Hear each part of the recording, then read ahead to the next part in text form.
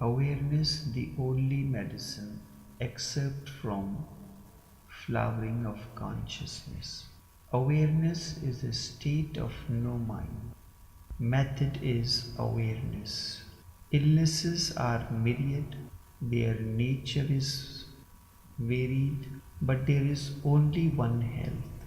The quality of health is one. Health happens only one way and is always the same. Whether I am healthy or you are healthy, the feeling of health is the same. Diseases are millions, wrongs are millions, but the right key that unlocks all the doors, the master key is only one. And rather than cutting the branches or pruning the leaves, cut the very root. There are many people who go on pruning the leaves or cutting the branches. These are the people who are moralist, and a moralist cannot be spiritual. The moral person is a little bit stupid. He is stupid in the sense that he thinks that by cutting the leaves he is going to destroy the tree. He is not going to destroy the tree this way. You cut one leaf and the tree will respond with three leaves instead. The foliage will become thicker. You cut one branch and the tree will pour its sap and juices into another branch, and the other branches will become thicker and bigger.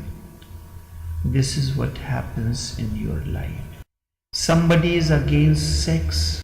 Somebody is against sex, so he represses it and cuts that branch. Now the whole energy becomes anger.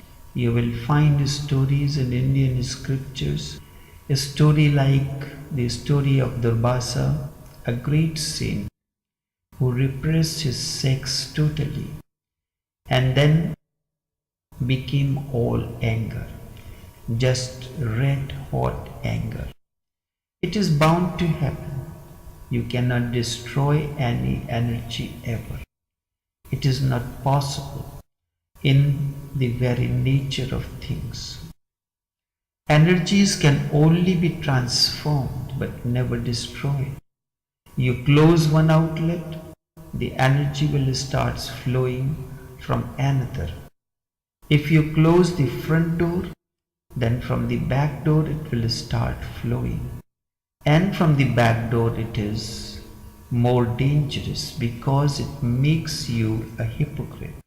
Your life a double standard. You start living in a dual way. You say one thing and you do another. You show one thing and you are another. You become more and more split. My emphasis is also exactly the same as Atisha's. You come to me with 1,001 problems, but my answer is always the same. If you come with anger, I will say be aware of it. If you come with greed, again I say be aware of it. If you come with lust, I say again be aware of it. Awareness cuts the very root. It is the only remedy. What is the root? Unawareness is the root of all misery.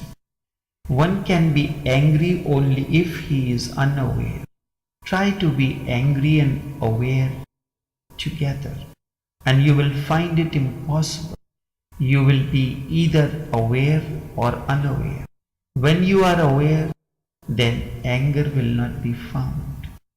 Or you may be angry and unawareness will be there. When you are angry, awareness disappears. Up to now, nobody has been able to manage both together. Up to now, nobody has been able to manage both together. And I do not think you can prove the exception. Try it. It is impossible.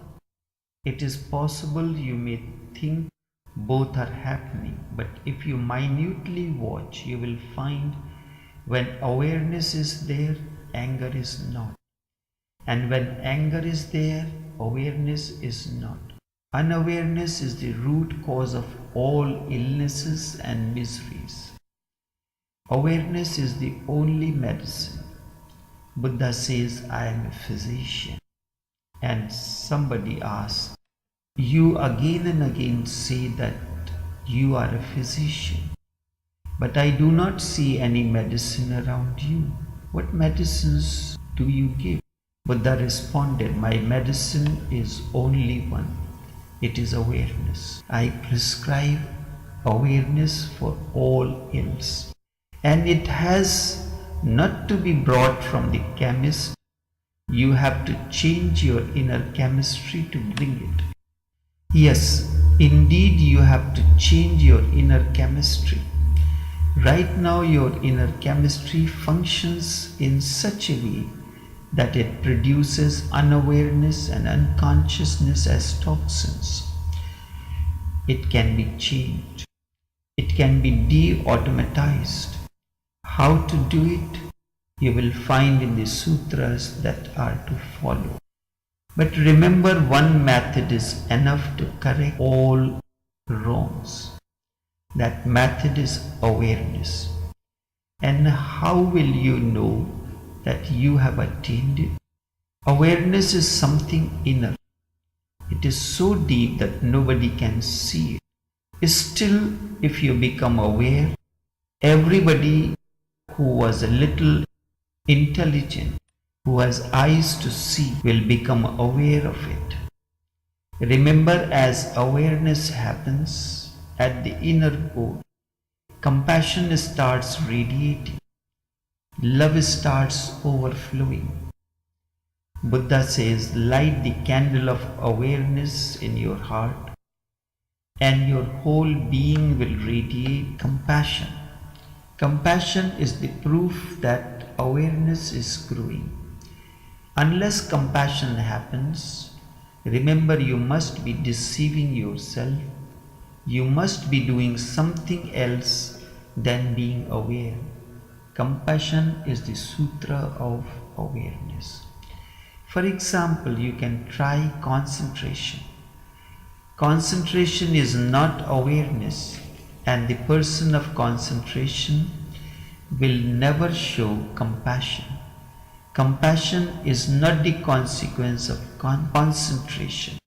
Concentration means the focusing of the mind, the narrowing of the mind on only one point. The concentrated mind becomes a very powerful one, but remember, still it is mind, and very powerful, hence more dangerous than ever. Concentration is the method of science. Awareness is totally different. It is not focusing.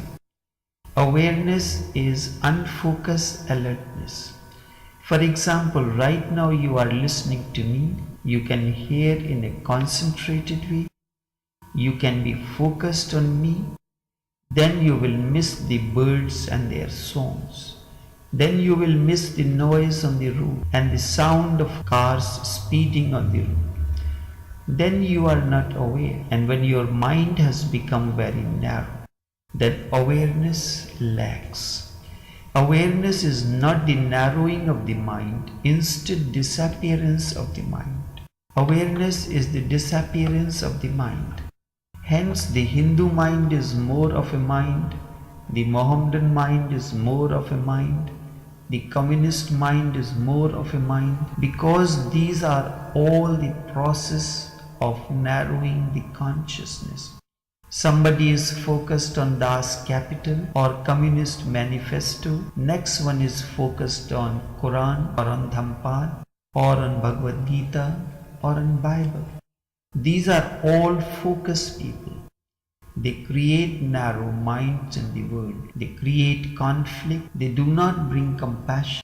For thousands of years, religions have existed, but compassion is still a dream. We have not been able to create a world that knows what love is, friendship is, brotherhood is. Yes, we talk, and we talk too much about all these beautiful things. In fact, the talk has become nauseating. It is sickening. It should stop. No more talk of brotherhood and love and this and that. We have talked for thousands of years for no purpose. The reason is that the concentrated mind becomes narrow, it becomes more of a mind, and love is not the function of the mind. Love is the function of no mind. You can call no mind heart. Both means the same thing. No mind and heart are synonymous. Awareness means you are listening to me unfocused. Of course, alertness is there.